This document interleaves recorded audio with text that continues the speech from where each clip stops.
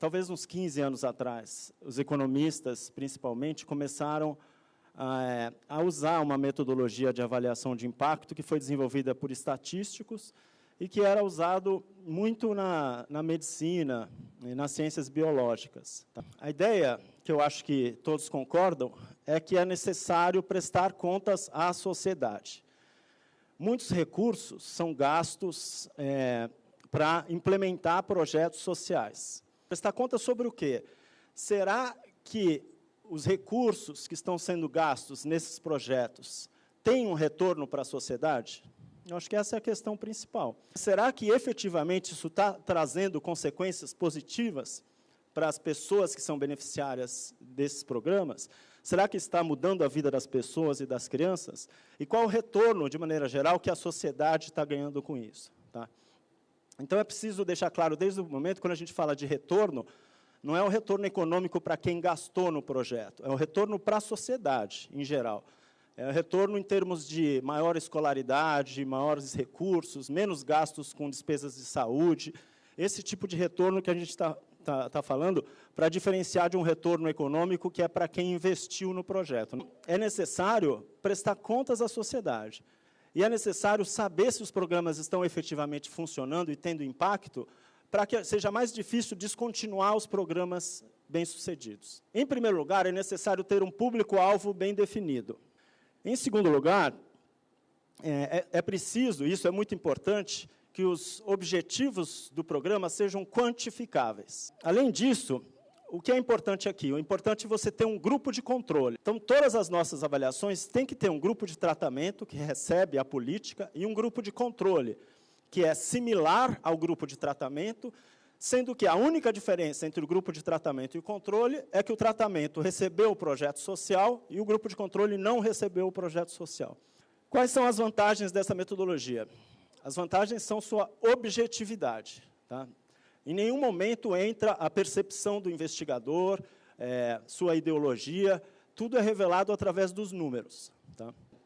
Quais as desvantagens dessa metodologia que eu vejo? Primeiro, requer um planejamento muito grande, às vezes requer uma quantidade de recursos grande para você poder implementar, dependendo da magnitude do projeto, e os resultados, às vezes, não são tão bons, né? Não significa que essa metodologia de impacto, metodologia econômica, é a única que pode existir e que ela, por si só, determina se o programa foi um sucesso ou fracasso. Ela tem que ser complementada por outros tipos. Essa é a ideia geral dessa metodologia, e depois eu estou à disposição aqui para participar do debate e atender as perguntas de vocês. Obrigado.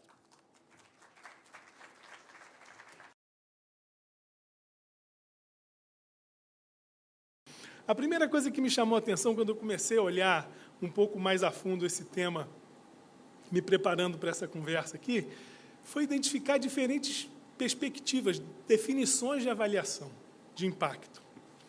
Então, no senso comum, e o que a maioria das pessoas e organizações utiliza como definição de avaliação de impacto, é a avaliação de em que medida as mudanças observadas foram produzidas ou podem ser atribuídas, em alguma medida, para a intervenção que você fez. Em cima de 3 pilares básicos que fazem parte da premissa de que a avaliação de impacto econômico é o padrão ouro para se determinar impacto. O primeiro é a necessidade da existência de um contrafactual. O segundo pilar que eu queria trazer uma reflexão sobre é acerca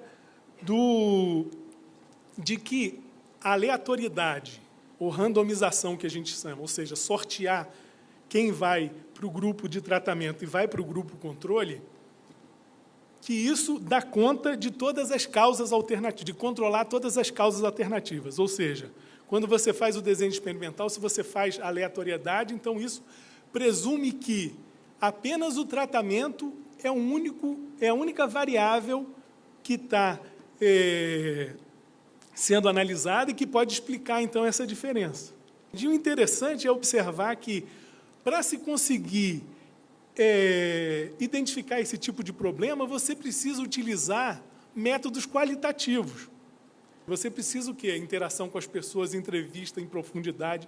Então, no coração do estudo quantitativo, você necessita necessariamente de pessoas altamente capacitadas na questão qualitativa também. E o terceiro pilar que eu queria discutir com vocês é a questão de que os estudos randomizados controlados serem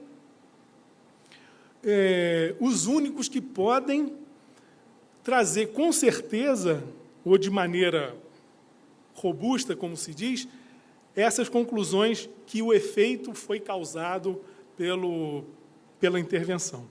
O estudo experimental está respondendo a questões muito restritas. Como o Naércio bem colocou aqui, você tem que ter variáveis mensuráveis muito específicas, que é aquilo que você pode mensurar como uma avaliação de impacto nesse modelo.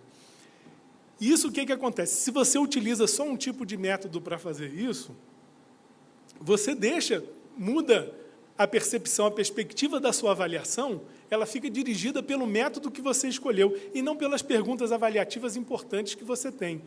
E, na verdade, tem que ser o contrário. Você tem que ter a pergunta avaliativa e depois encontrar os métodos que são mais adequados. A gente está no dia a dia, numa realidade onde a gente tem necessidade de poucos recursos disponíveis. Então, não dá para escolher só pela questão técnica o melhor método para a gente fazer, mas tem que ser o melhor método custo-efetivo para aquela situação e para aquela coisa. Bom, desculpe aí ter me estendido.